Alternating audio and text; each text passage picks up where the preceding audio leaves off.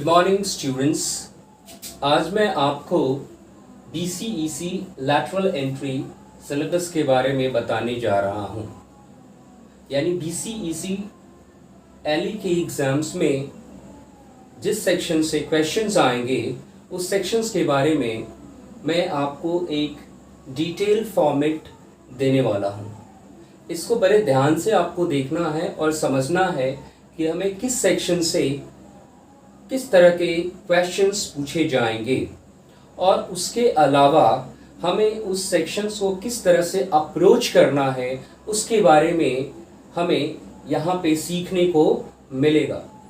Basically क्या होता है कि जब हम किसी एग्जामिनेशंस को देने जाते हैं तो एक्चुअल्स में ये नहीं पता होता है कि उसमें क्या लिमिटेशंस हैं, यानी उसका क्या सिलेबस है और किस सेक्शन से हमें कितने क्वेश्चंस पूछे जा रहे हैं और कौन से सेक्शंस को अगर हम ज़्यादा से ज़्यादा अप्रोच करेंगे जिससे हमारा जो क्वेश्चंस है वो क्रैक हो जाए और आसानी से हम इस एग्जामिनेशंस में सक्सेस अचीव कर लें। तो आइए हम देखते हैं BCEC लैटरल एंट्री का सिलेबस जो आपके अपकमिंग एग्जामिनेशंस हैं उसमें पूछे जाने वाले हैं। हम लोग देखते हैं BCEC lateral entry syllabus 2028। As you know that कि इंग्लिश से जो नंबर ऑफ क्वेश्चंस आते हैं वो आपके 50 आते हैं और 50 क्वेश्चंस कौन कौन से सेक्शन से आते हैं आइए उसके बारे में हम लोग एक कंप्लीट डिटेल जानें। तो हम देख रहे हैं स्क्रीन पे आपको दिख रहा होगा कि यहाँ पे मैंने कुछ जो इंग्लिश से रिलेटेड जो आपके सिलेबस में जिस सेक्शन से क्वेश्चंस आते हैं उससे रिलेटेड मैंने कुछ यहाँ पे एक कंप्लीट डिटेल आपको दिखाया है। आप देख सकते हैं कि एक क्रोनोलॉजिकल ऑर्डर में जिस तरह से क्वेश्चंस आपके एग्जाम्स में आते हैं उस तरह से ये आपका सिलेबस बनाया गया है। ये जो एग्जाम्स का सिलेबस जो मैं आपको दे रहा हूं वो बिल्कुल आपकी प्रीवियस पैटर्न से रिलेटेड है, यानी प्रीवियस एग्जामिनेशंस में जिस टाइप के क्वेश्चंस पूछे गए हैं उससे रिलेटेड आपके ये क्वेश्चंस हैं। बट इसके अलावा भी आपको हो सकता है कि आपके एग्जामिनेशंस में कुछ क्वेश्चंस पूछे जाएं, क्योंकि अक्सर जो सिलेबस BCEC के द्वारा जो दिया जाता है सिलेबस, वो सिलेबस में कुछ अल्टरेशंस भी किए जाते हैं। जो पेपर सेटर्स होते हैं उसमें कुछ अल्टरेशंस भी करते हैं, क्योंकि ये एक इंग्लिश का पेपर, इंग्लिश लैंग्वेज का पेपर है, तो लैंग्वेज में बहुत सारे पॉसिबिलिटीज होते हैं अल्टरेशन करने का। और यहाँ पे जो ऑब्जेक्टिव होता है, जो एग्जाम लेते हैं BCEC का जो ऑब्जेक्टिव होता है कि जो स्टूडेंट्स हैं हमारे उनको एटलीस्ट ये लैंग्वेज समझ में आती है या नहीं। ऐसा नहीं, इसमें कम्युनिकेशन स्किल्स से भी रिलेटेड कुछ चीजें होती हैं जो वहाँ पे मैंने लिखा है वो आपको दिखेंगे, बट हो सकता है आपने पहले इस टर्म को कभी देखा नहीं होगा तो हो सकता है कुछ समझने में प्रॉब्लम्स हो। But I explain each and every word. आप जो भी स्क्रीन पे देख रहे हो उसमें बहुत सारे ऐसे टर्म्स होंगे जिसको आप अच्छे तरीके से जानते होंगे, बट कुछ ऐसे टर्म्स होंगे जिसके बारे में आपको थोड़ी सी भी जानकारी ना हो, क्योंकि अक्सर जो टेक्निकल स्टूडेंट्स होते हैं वो लैंग्वेज पेपर को ध्यान में नहीं रखते हैं, और खास करके जब ये बिहार के एग्जामिनेशंस की बात होती है तो थोड़ा सा वहाँ पे एक तरह का हेजिटेशन क्रिएट हो जाता है बच्चों के बीच में। ये इंग्लिश का पेपर है, पहले तो मुझे टेक्निकल सब्जेक्ट जो भी है पढ़ने हैं और उसके बाद जो टाइम मिलेगा, जो लेजर टाइम मिलेगा उसमें मैं इंग्लिश पे फोकस करूँगा। तो अक्सर ऐसा देखने को मिलता है। बट एग्जामिनेशंस में आते हैं क्वेश्चंस तो आपको तो क्रैक करना ही है। दिस इज योर कंपल्सन, ये आपकी मजबूरी है। आप चाहो या ना चाहो फिर भी आपको, अगर आपको एग्जामिनेशन में इसमें एंट्री लेना है तो आपको ये पेपर करना ही होगा। तो आइए देखते हैं क्या क्या आपके एग्जाम्स में पूछे जा रहे हैं। जो मैंने पहला सेक्शन लिया है वो आपका सिनोनिम्स एंड एंटोनिम्स का होता है। Synonyms mean similar words and antonyms mean opposite words.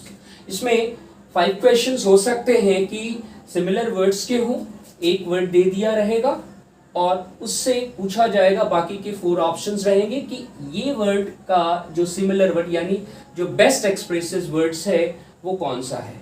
या फिर एंटोनिम्स दे दिया जाएगा और उसमें एक एंटोनिम्स रहेगा और उससे रिलेटेड कुछ ऑप्शंस रहेंगे, 4 ऑप्शंस रहेंगे जिसमें आपको पूछा जाएगा कि इसका अपोजिट वर्ड क्या है। तो अगर आपके पास स्टॉक ऑफ वर्ड्स है तो आप आसानी से इस चीज को कर सकते हैं। दूसरा चीज है OWS, that is one word substitutions, which is the most important one. ये बेसिकली वर्ड के डेफिनेशंस को बताता है, यानी आप वर्ड्स के बारे में बेसिकली कोई पर्टिकुलर वर्ड है, उस पर्टिकुलर वर्ड के बारे में आप क्या जानते हो, तो उस वर्ड्स के बारे में ये आपको डिस्क्राइब करता है। फॉर एग्जाम्पल, जैसे कोई एक ऐसा इंसान है जो भगवान में बिलीव करता हो, उसको पता है कि there is an existence of God in this world on this planet, तो उस तरह के यानी जो a person who believes in the existence of God, उस तरह के इंसान को, उस तरह के पर्सन को हम लोग थीस्ट कहते हैं। The word is theist. तो हो सकता है कि एक कंप्लीट सेंटेंस दिया हुआ हो, ऐसा लिखा हो जैसे मैंने कहा कि अ person who believes in the existence of God, उसको क्या कहेंगे, और उसके 4 ऑप्शंस आपके दिए हुए रहेंगे जिसमें से एक ऑप्शन थीस्ट का भी रहेगा। अब इससे आपको, अगर आपके पास ये वर्ड का स्टॉक है, इस तरह के वन वर्ड सब्स्टिट्यूशंस का स्टॉक्स है, ठीक है, तो आप आसानी से उस वर्ड को अप्रोच कर लेंगे और आपका ये क्वेश्चन सॉल्व हो जाएगा। इन हिंदी OWS यानी one word substitution is called अनेक शब्दों के लिए एक शब्द। तो कुछ क्वेश्चंस होते हैं जो आपके OWS से यानी वन वर्ड सब्स्टिट्यूशन से भी आते हैं। ये बेसिकली वोकैबुलरी का सेक्शन होता है। आगे आते हैं idioms and phrases. The next word is idioms and phrases. तो इडियम्स एंड फ्रेजेस क्या होते हैं, इसमें एक बिग डिफरेंस होता है, खास करके इडियम्स एंड फ्रेजेस की। बहुत सारे लोग इडियम्स एंड फ्रेजेस को एक ही कैटेगरी में रखते हैं, बट ये दोनों एक दूसरे से थोड़ा अलग होता है, थोड़ा इसमें डिफरेंस होता है। जब हम इडियम्स की बात करते हैं तो इडियम्स में क्या होता है कि इडियम्स एक ग्रुप ऑफ वर्ड्स तो होते हैं, बट ये अपना जो लिटरल मीनिंग होते हैं वो लॉस कर जाते हैं। यानी जो उसका लिटरल मीनिंग होता है वो हट जाता है। फॉर एग्जाम्पल्स, अगर मैं एक वर्ड लूं जैसे डार्क हॉर्स,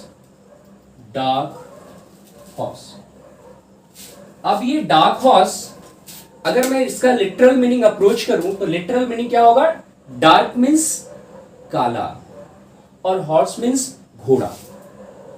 अगर मैं किसी को कहूं कि you are a dark horse, तो इसका जो लिटरल मीनिंग आएगा वो आप डायरेक्टली समझ जाओगे। अगर जिसको पता नहीं रहेगा तो वो कहेगा भाई मेरे को तो काला घोड़ा बोल रहा है। How dare you to talk me like this, how dare to indicate me as a dark horse, how dare you to portrait me as a dark horse. पर जब उसको पता चलेगा कि डार्क हॉर्स का मतलब क्या होता है, रियली में ये इडियम है, इसका मतलब कुछ और ही होता है। इसका मतलब होता है a person with hidden talent, a person with hidden talent. Now the person will be very very happy, क्योंकि उसको डार्क हॉर्स कहा जा रहा है।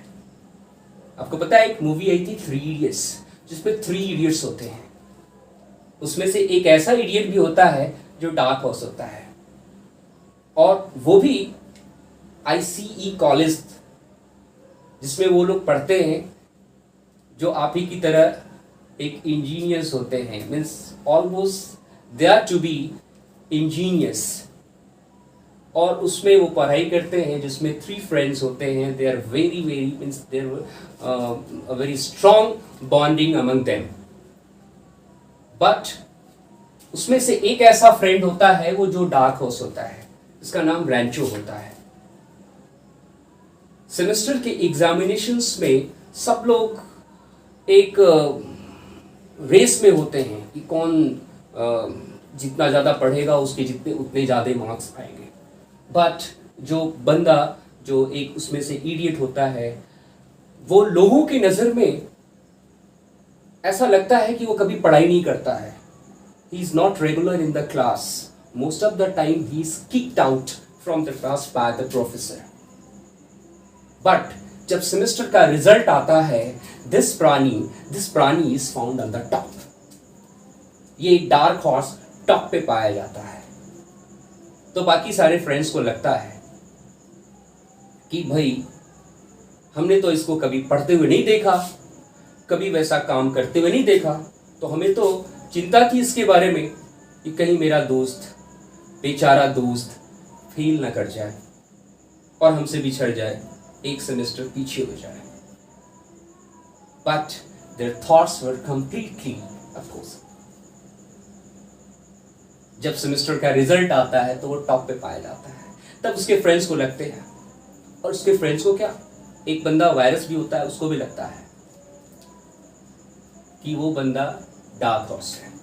तो ये जो इडियम्स होते हैं बेसिकली जो है, आप जो भी एग्जाम्स में जो ये आपके ग्रुप ऑफ वर्ड्स पूछे जाते हैं, ये एक्चुअल में क्या होते हैं कि अपना लिटरल मीनिंग लॉस करते हैं, जबकि फ्रेजेस के साथ ऐसा कुछ नहीं होता है। Phrases basically it is the parts of speech, और it is also the part when you can find out कि किस टाइप के फ्रेज है, ये एडजेक्टिव फ्रेज है, नाउन फ्रेज है, या वर्ब के फ्रेज है। ये बेसिकली जो भी लिखा जाता है उनका एक डायरेक्ट सेंस देते हैं। जैसे अगर मैंने लिखा he is going to school, he is going to school, ये प्लेस ऑफ एडवर्स बताता है, बट ये टू स्कूल करके ये प्रीपोजिशनल पार्ट है, तो इसमें एक एडवर्ब फ्रेज आया हुआ है, इसको हम लोग एडवर्ब फ्रेज के रूप में इंडिकेट करते हैं। या ऐसा भी हम लोग लिखते हैं, कभी कभी कोई वर्ड ऐसा आता है जैसे in front of, in front of, तो in front of indicate that the meaning when you are going to face someone और someone is just standing before you, यानी कोई आपके सामने, तो इन फ्रंट ऑफ, तो ये एक फ्रेज की तरह यूज किया जाता है। एनीवे, तो ये हो गया, कुछ वर्ड्स आपके इससे भी पूछे जाते हैं। कुछ वर्ड्स जो होते हैं मिसस्पेल्ड और करेक्टली स्पेल्ड वर्ड्स होते हैं। मिसस्पेल्ड यानी कुछ ऐसे वर्ड्स होते हैं जिसमें 4 ऑप्शंस दिए हुए रहते हैं।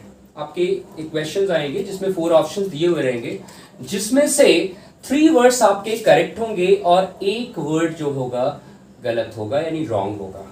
आपको उसी वर्ड को जो है क्लिक करना है। If the examination is online और ऑफलाइन है तो उसको ओवलिंग आपको करना है उस वर्ड को जो गलत है, तो उसको हम लोग कहते हैं मिस स्पेल्ड वर्ड। और ठीक इसके अपोजिट में आपके करेक्टली स्पेल्ड वर्ड्स भी होते हैं। कभी कभी मिस स्पेल्ड भी पूछ सकते हैं और कभी कभी करेक्टली स्पेल्ड भी पूछ सकते हैं। जो करेक्टली स्पेल्ड वर्ड्स होते हैं उसमें से 3 वर्ड्स जो होंगे रॉन्ग होंगे और एक वर्ड आपके करेक्ट होंगे, तो आपको उसका वो आंसर स्पॉट करना पड़ेगा। अगला है आपका फिलर्स। फिलर्स यानी फिल इन द ब्लैंक्स। आपने बचपन से जो भी आपने एकेडमिक क्लासेस किए होंगे, तो जब आपका इंग्लिश का जो बुक्स होंगे या इंग्लिश का जो भी आपने पेपर किया होगा उसमें आपने देखा होगा कि फिल इन द ब्लैंक्स आते हैं। तो फिल इन द ब्लैंक्स किससे आते हैं? आपके वर्ड्स से आते हैं। वो वर्ड्स क्या होते हैं? वो वर्ड्स पार्ट्स ऑफ स्पीच होते हैं। और पार्ट्स ऑफ स्पीच के कौन कौन से सेक्शन होते हैं? हो सकता है वो प्रीपोजिशन से हो सकता है टेंसेस से हो सकता है डिटरमिनर से हो सकता है एडवर्ब से हो सकता है कंजंक्शन से हो सकता है नाउन से रिलेटेड। तो उसमें क्या होगा कि एक सिंगल गैप दिया हुआ रहेगा और उस गैप से रिलेटेड 4 आपके ऑप्शंस रहेंगे। हो सकता है जब उसमें एडजेक्टिव्स पूछा, ज्यादातर आपके प्रीपोजिशनल सेक्शंस आते हैं तो प्रीपोजिशंस पूछे जाते हैं। टेंस से भी हो सकते हैं, टेंस यानी वर्ब फॉर्म्स होते हैं, तो वर्ब फॉर्म से भी आपके आ सकते हैं। कहीं कहीं डिटर्मिनर्स भी देते हैं क्योंकि ये एक एडजेक्टिव का सेक्शंस होते हैं। एडवर्ब्स भी पूछे जा सकते हैं, कंजंक्शंस भी पूछे जा सकते हैं। तो ये चीज़ जब मैं पढ़ाऊंगा आप लोगों को डिटेल, तो आपको पता चलेगा कि इसको कैसे हम लोग स्पॉट करते हैं।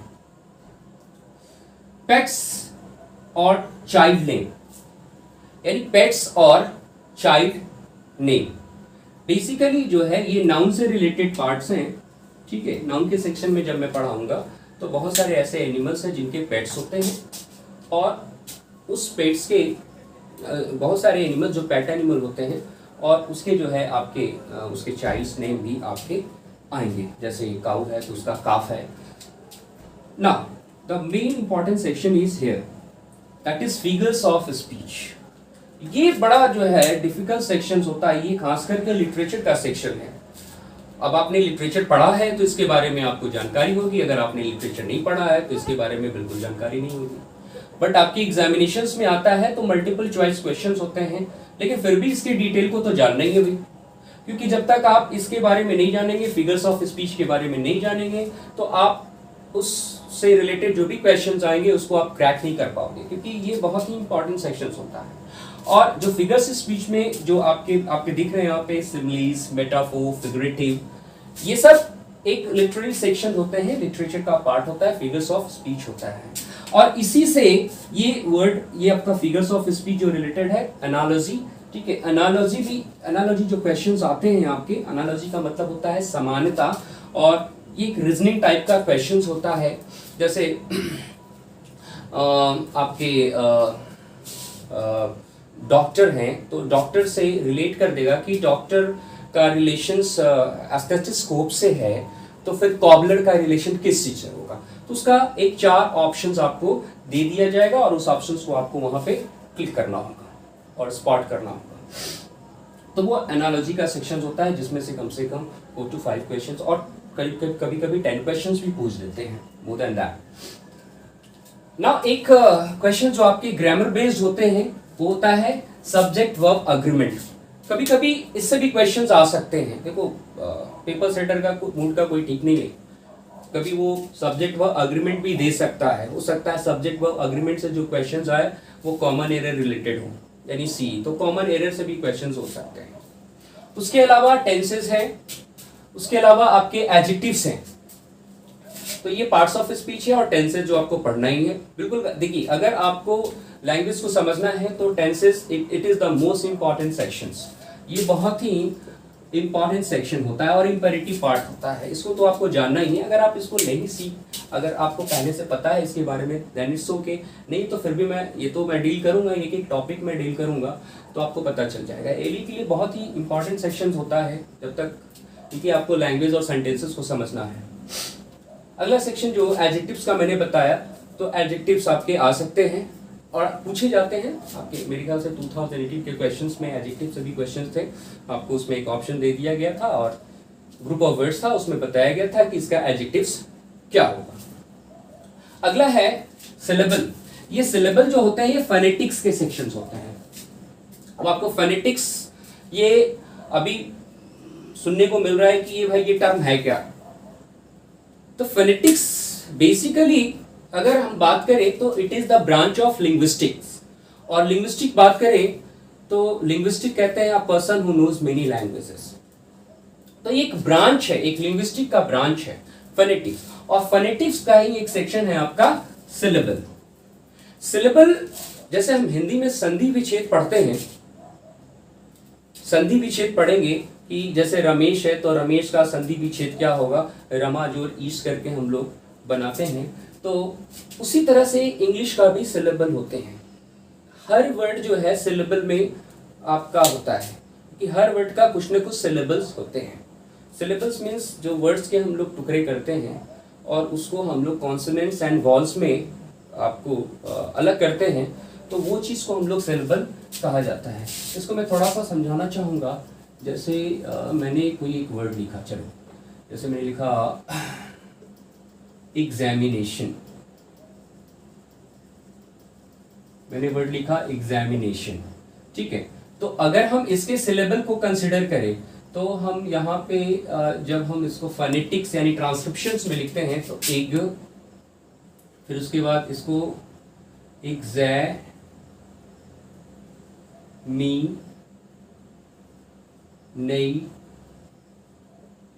शन, तो ये फोनेटिक्स ट्रांसक्रिप्शंस हैं। जब आप थोड़ा सा उसके बारे में मैं आपको वॉल्स और कॉन्सोनेंट्स के बारे में बताऊंगा तो आपको पता चलेगा कि उससे भी रिलेटेड आपके साउंड्स आते हैं।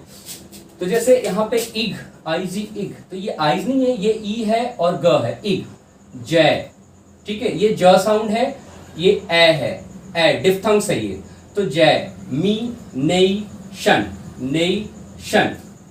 ये कोई अलग भाषा नहीं है, ये इंग्लिश का ही है। इंग्लिश टू इंग्लिश जो पढ़ते हैं तो उनको जो प्रोनाउंसिएशन जब सिखाया जाता है तो वो इसी ट्रांसक्रिप्शंस में आपको मिलेंगे। एग्जामिनेशन, तो इसमें कितने सिलेबल हो गए? एक वॉल्स और एक कॉन्सोनेंट्स मिलाकर एक सिलेबल बनाता है। एक वॉल्स और एक कॉन्सोनेंट मिलाकर क्या हो गया? एक सिलेबल का फॉर्मेशन होता है। अकेला वॉल भी एक सिलेबल बनाता है। तो यहाँ पे इग हो गया, जय हो गया, मी हो गया, नई हो गया, शन, यानी टोटल आपके इसमें 5 सिलेबल्स हैं। तो कभी कभी हो सकता है कि एक वर्ड दे दिया जाए और पूछ दिया जाए कि इसमें कितने सिलेबल्स हैं। 1 है, 1 तो नहीं, मिनिमम तो आपको 2 मिलेंगे ही। 1 होते हैं स्ट्रक्चर्ड वर्ड में, जैसे इन हो गया तो आई एन इन, तो ये एक सिंगल सिलेबल वर्ड है, ये भी वर्ड है, स्ट्रक्चर्ड वर्ड है, बट इसमें पूछ दिया जाएगा कि इस वर्ड में कितने सिलेबल्स हैं। तो ये सिलेबस तभी आप आइडेंटिफाई कर पाओगे जब आपको फोनेटिक्स के बारे में कुछ पता होगा। और फोनेटिक्स में पढ़ाऊंगा आपको मैं। अभी बिहार बोर्ड के स्टूडेंट्स का जो इंग्लिश का बुक होता है 12th और 11th 12th के जो पढ़ते हैं, तो अगर आप ध्यान से देखेंगे उसमें भी फोनेटिक्स आता है, क्योंकि उसमें लैंग्वेज एंड स्पीकिंग का पार्ट एक सेक्शन सिलेबस में दिया हुआ है। पढ़ाया भी जाता है बहुत सारे स्कूल्स में, बट बच्चे ध्यान नहीं देते हैं क्योंकि इंग्लिश पे उतना इंटरेस्ट नहीं रखना चाहते हैं। Anyway, next, homonyms, paronyms and homophones. ये रिलेटेड है आपके वर्ड्स से, यानी जब हम फॉर्मेशंस ऑफ वर्ड्स देखते हैं तो उसमें एक सेक्शन आपके होमोनिम्स का होता है, पैरोनिम्स का होता है और होमोफोन्स का। तो कुछ वर्ड्स आपके यहाँ से भी आ सकते हैं, होमोनिम से भी आ सकते हैं, पैरोनिम से भी आ सकते हैं और होमोफोन से भी आ सकते हैं। होमोनिम्स का मतलब होता है कुछ ऐसे वर्ड्स होते हैं जिनका स्पेलिंग सेम होता है और आपके साउंड्स भी सेम होता है, लेकिन मीनिंग आपके डिफर होते हैं। स्पेलिंग भी सेम होता है, साउंड भी सेम होते हैं, बट मीनिंग आपके डिफर होता है। तो उस केस में आपके जो है उस टाइप के वर्ड्स को हम लोग होमोनिम्स, जब हम लोग पढ़ेंगे तो उसको डिटेल में मैं बताऊंगा कि सारे, अभी मैं एक शॉर्ट वीडियो तैयार कर रहा हूँ आपके सिलेबस से रिलेटेड चीज़, तो सारी चीज़ को डिस्क्राइब करना थोड़ा डिफिकल्ट हो जाएगा, तो एक शॉर्ट वे में मैं आपको इस चीज़ को दिखाना। पैरोनिम्स भी कुछ उसी टाइप का होता है। होमोफोन्स मतलब आपके सेम साउंड्स वाले वर्ड्स होते हैं।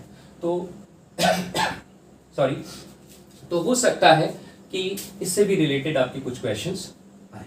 उसके अलावा जो है कभी कभी जब बहुत प्रीवियस सिलेबस देखा जाए, जब मल्टीपल चॉइस क्वेश्चंस नहीं होते, तो कुछ कम आपके स्पोकन इंग्लिश से रिलेटेड चीज़ें और कॉम्प्रिहेंशन, रीडिंग एंड कॉम्प्रिहेंशंस भी आ सकते हैं।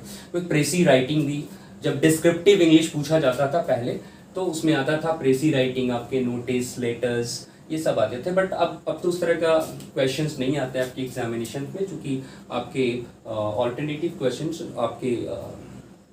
आपके मल्टीपल चॉइस क्वेश्चंस होते हैं। तो ये आपका सिलेबस है, इसको आप अच्छे से देख लीजिए, समझ लीजिए, और एक एक करके मैं सारे आपके जो क्लासेस मिलेंगे आपके सिनोनिम्स के, एंटोनिम्स के, OWS के, इडियम्स एंड फ्रेजेस के और बहुत सारी चीज़ों को मैं ग्रामर सेक्शन भी चलूँगा, ताकि आपका जो फिलर्स और अगर कॉमन एरर पूछता है तो भी आपको बता दिया जाए। मेन फोकस आपको करीब करीब 10 क्वेश्चंस यहाँ से आते हैं, आपको फिगर्स ऑफ स्पीच से आते हैं, तो इसको भी आपको ध्यान में रखना है। ये देखने में बिल्कुल आपको फैमिलियर तो नहीं लगेगा, बट आप इसको आसानी से कर सकते हो, बहुत ज़्यादा डिफिकल्ट पार्ट नहीं है। जब मैं डिटेल इसका दूंगा तो आपको अच्छे से समझ में आ जाएगा। तो बस इतना ही सिलेबस आपका है एली के लिए। अगर आप इतना कर लेते हो तो आसानी से आपके जो 50 क्वेश्चंस हैं वो क्रैक हो जाएंगे। क्योंकि देखो वो कैप्स हैं, वो कैप्स से रिलेटेड बहुत सारे सेक्शन आपके वो कैप्स से, जैसे आपके सिनोनिम्स, एंटोनिम्स हो गया, OW से, और इडियम्स एंड फ्रेजेस हो गए। तो थोड़ा सा ये डिफिकल्ट सेक्शन है कि बहुत सारे वो कैप्स हैं, इनका कोई लिमिटेशंस नहीं है। हमारे जो पूज्यदाता हुए कॉलिंस साहब, कॉलिंस का डिक्शनरी का नाम सुना, उन्होंने कहा है किसी आर्टिकल्स में, उन्होंने लिखा था कि there are more than 40 billion word English words, there are more than 40 billion. सोचो कितने हुए, मोर देन। उन्होंने भी एग्जैक्ट नहीं बताया है, जो डिक्शनरी कंपाइल करते हैं उनको खुद नहीं पता रहता है कि इस वर्ड का और कितने वर्ड्स हो सकते हैं, क्योंकि ये लैंग्वेज है और इन लैंग्वेज का जो इवोल्यूशंस हुआ है, हर इवोल्यूशंस में कुछ ना कुछ चेंजेज आए हैं, और हर लैंग्वेज का जो भी डेवलपमेंट हुआ है उस हिसाब से हर डेवलपमेंट में कुछ ना कुछ नए वर्ड्स ऐड होते रहे, और आने वाले समय में भी लैंग्वेज का डेवलपमेंट होता जाएगा और उस तरह से कुछ ना कुछ वर्ड्स आपके ऐड होते जाएंगे।